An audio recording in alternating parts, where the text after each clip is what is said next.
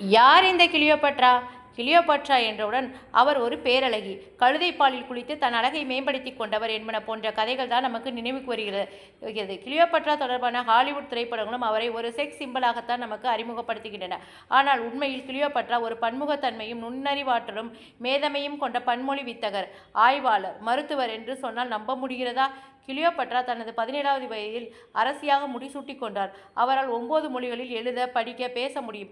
அவருக்கு பண்டைய எகிப்திய மொழி தெரியும். அவரது காலத்தில் எகிப்திய மொழி சித்திர எழுத்துக்களை படிக்க தெரிந்த ஒரு சிலரில் கிளியோபட்ராவும் ஒருவர். கிரேக்க மொழி தெரியும். அவர் பார்த்தியன், ஹிப்ரூ, மெடல்ஸ், டிராகுலாட்டிஸ், சிரியன், எத்தியோப்பியன் மற்றும் அரபி மொழிகளில் சரளமாக எழுத, படிக்க, பேச தெரியும் அவருக்கு. இது தவிர அவர் உலக அரசியல், புவியியல், வரலாறு, வானியல், கணிதம், மருத்துவம், அல்கெமி எனப்படும் ரசவாதம், தகரத்தை தங்கமாக்கும் வேதியியல், விலங்கியல், பொருளாதாரம் என பல்வேறு துறைகளில் தேர்ச்சி பெற்றவராக விளங்கினார். கிளியோபட்ரா தனக்கென தனியாக ஒரு சோதனை சாலையை உருவாக்கி அதில் தனது ஆய்வுகளை நடத்தி வந்தார். மூலிகைகள், அழகு குறிப்புகள் பற்றிய புத்தகங்களையும் அவர் எழுதியுள்ளார்.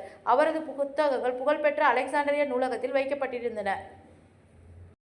ஆனால் கிமு 319 அந்த நூலகத்தில் நிகழ்ந்த தீ விபத்தில் அந்த புத்தகங்கள் தீக்கிரையாகின என்று கூறப்படுகிறது. புகழ்பெற்ற ரோமானிய இயற்பியலாளர் கலன் கிளியோபட்ராவின் மருத்துவ குறிப்புகளை மொழிபெயர்த்து செய்து வெளியிட்டுள்ளார். அவற்றில் முக்கியமானது வழுக்கை தலையில் முடி வளர வைக்கும் எண்ணெய் தயாரிப்பு முறைகள் குறித்தவையாகும். அறிவியல் மற்றும் மருத்துவம் குறித்த பல்வேறு ஆய்வுகள் செய்து அவற்றை அனைவருக்கும் பயன் தரும் வகையில் எழுதி வைத்த பேரழகி கிளியோபட்ரா என்ற மனித குலத்தின் போற்றத்தக்க ஆளுமை தன் 39வது வயதிலேயே இறந்துவிட்டார். இவர்தான் இந்த கிளியோபட்ரா.